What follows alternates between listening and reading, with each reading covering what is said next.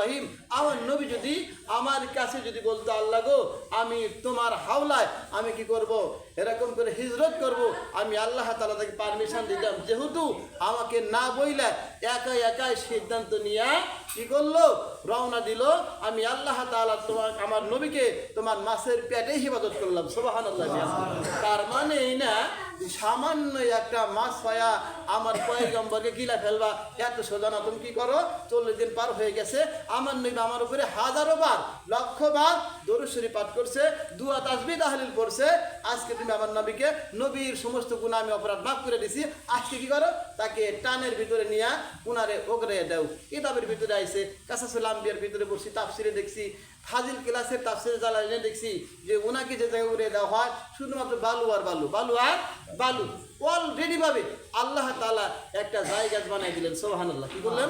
জায়গা বানিয়ে দেওয়ার পরে একটা লাউ গাছ বানাই দিলেন। লাউ তাকে বলা হয় কদু। কি বলা হয়? কদু। এরকম বড় বড় লাউ, খুব মিষ্টি।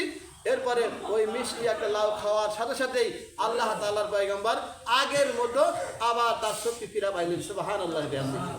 আমি শুধু বুঝাই দিয়েছি মুহররমের কত ফজিলত। ওই দিনটা ছিল মুহররমের 10 তারিখ, আশুরার দিন।